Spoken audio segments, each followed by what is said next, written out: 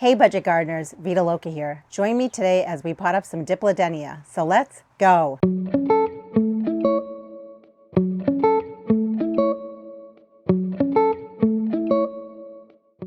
Dipladenia is a beautiful tropical plant that is not hardy here where I live in New Hampshire Zone 5B. This will be my first year growing the plant and I'm really excited about it. I bought a plant last year on clearance at a big box store.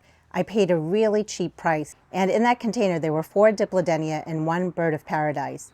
When I brought it home, I went ahead, I took the plants out of the container. I was able to divide the pot up, get 5 Dipladenia and 2 birds of paradise. Even though it's the end of June, it is finally starting to warm up here in New Hampshire. I'm so excited to get these Dipladenia potted up. Other than its beautiful flowers, did you know that Dipladenia attract not only the bees but also the hummingbirds? I overwintered my plants in my garage. It's an unheated garage. It stays about 38 to 40 degrees Fahrenheit during the coldest parts of our winter. The plants went dormant. They were not under any sort of lighting, and I only watered them very sparingly, about once a month. The other day I went to a big box store and they had a bunch of Mandevilla as well as Dipladenia.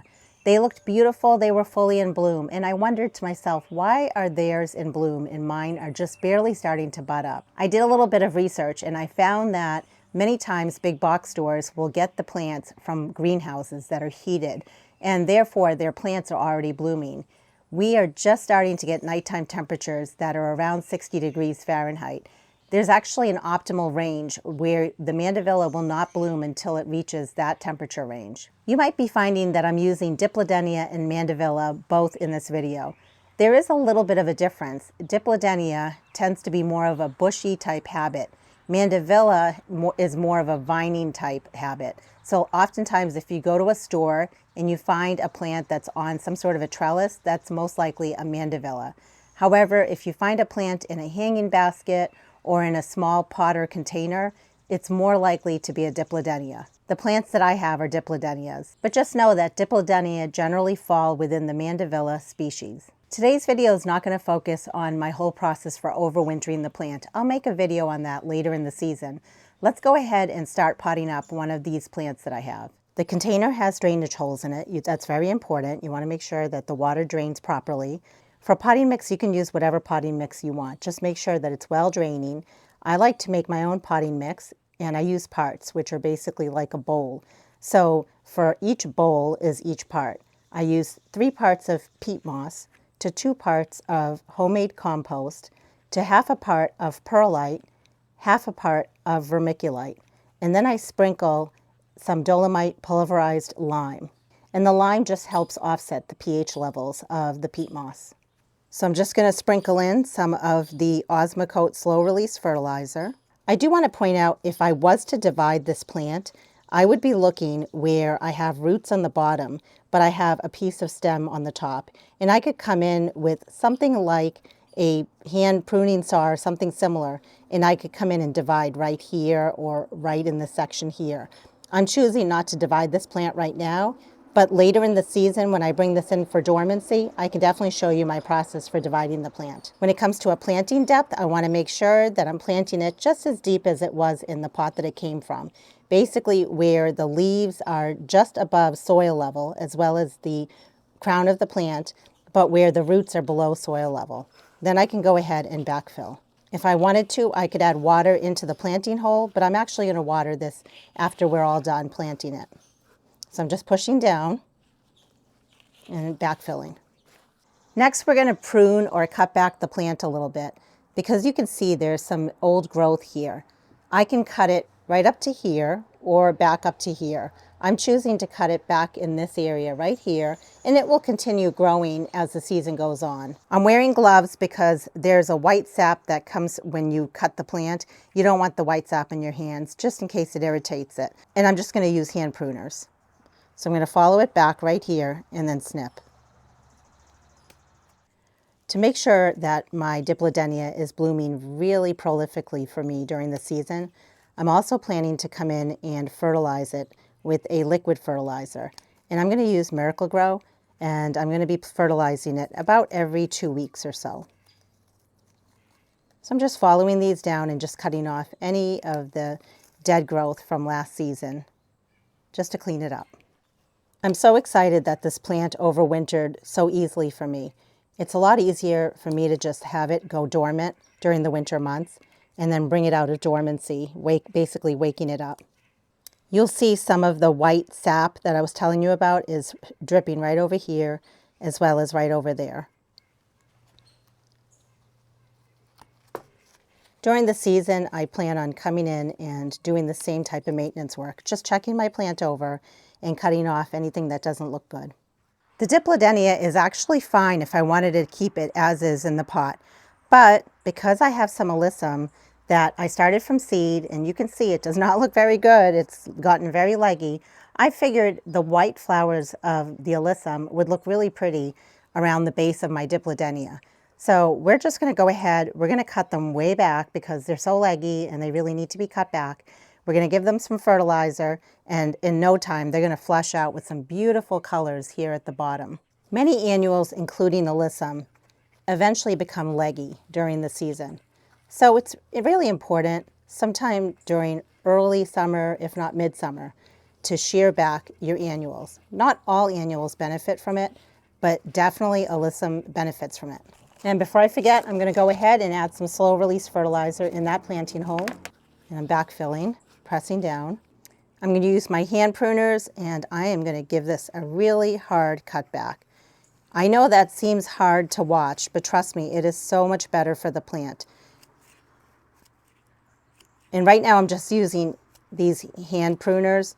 You could use whatever you have on hand that makes your job easier for cutting it back. I'll be planting this container as well as my other containers in a full sun location.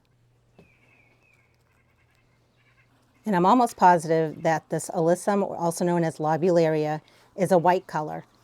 I also had some that were purple, so it's either going to be white or purple. Either way, I think it's going to look really pretty, basically as the spiller in this container pot. And a spiller is just something that spills over the side. It also can act as a filler for this container spot where it fills in the center. And then the Dipladenia is more of the thriller. Not every pot needs to have all three components. Sometimes you can just have one. It really doesn't matter. It's up to you. In terms of cutting it back, I'm cutting it back by about 50%.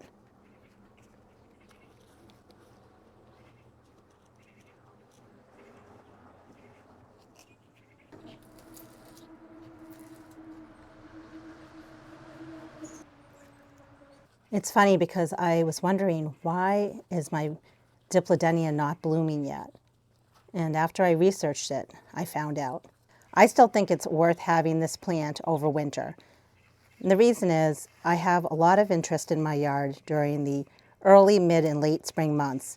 And here we are at the early summer months in New Hampshire, and the plant is just now starting to bud up.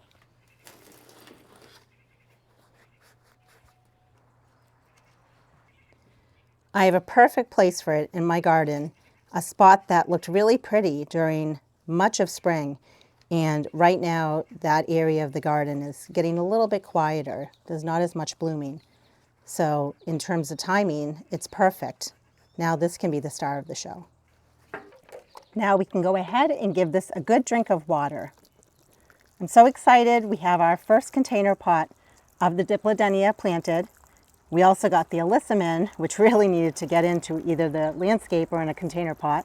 So let me go ahead and build up the rest of my pots, and I'm going to show you where I end up putting them. The first plant is here on my side porch. It's a very small plant because it was divided off of a larger plant last fall. And I put it in this blue pot that I had because I figured it would look really pretty coupled with the blue patio furniture that I have. Here we are in what I call the long flower border. It's located up the driveway on my right, and it gets pretty much full sun. I have a couple of tree stumps in this flower bed. I thought it would be fun to put one of the pots on the tree stump. The tree stumps are not level, so I'll be coming back in and I'll just be putting some sort of rock or stone underneath the pots just to be able to level them so that they're not slanted or falling one way or the other. The other thing I'm planning to do, if I have time, is add drip irrigation to these pots. I have a lot of hanging baskets, window boxes, and container pots in my yard. So anytime I can add drip irrigation, it's preferred. This flower bed does have drip irrigation in it, so I can just come in easily and tap off the drip irrigation line and add some irrigation into this pot. Here we are up along my front walkway. And you can see I have a covered porch here. So I went ahead and I added another pot right in this location here. Now this area definitely gets a little bit more shade, I would say. So I'm just going to put it here for about a week and I'm going to see how the plant does. It does have some flower buds on it. So I'm just going to give it some time and just see how it works out in this space. You can see that I love to have a lot of pots and containers in my yard. As we head away from the front of my yard and go towards the backyard, there are a number of tree stumps because we had some trees removed during this past winter. And I thought it would look really nice to just add some of the container pots on some of the tree stumps that are here. I have one tree stump here and another one right next door. Again, I'm planning on coming in, adding drip irrigation to this pot because the flower bed right behind it had drip irrigation installed last year. Also, I'm going to look at how level this pot is, and if I need to, I can level it with some sort of a stone or rock right beneath it. I'm always on the lookout for those flat type of stones that would be perfect to put under a pot like this. And as we continue moving towards the back of my yard, there are more tree stumps, and in the distance, I put one more pot. I was going to call a company to come in and remove these stumps by grinding them down, but I said I'm going to hold off on it. First of all, I can save money by not getting that done, but also I think it looks a little whimsical to have pots and containers on top of the tree stumps. It just adds a little bit more vertical interest, which I thought would be nice. On a later date, I'm planning on coming in and taking cuttings from my Dipladenia. I want to experiment and see if I can get them to root. I hear it's pretty easy to do, but I want to try it myself. And remember, in the fall, I'll show you my process on what I do to prepare the plants to get them to overwinter. I really hope you enjoyed this video. I want to motivate you to try to overwinter plants, divide your plants, use plants that you have on hand. There are so many ways you can make container pots without spending a lot of money. If you have any questions or comments, please drop them down below. And until the next video, make it a great day with gardening.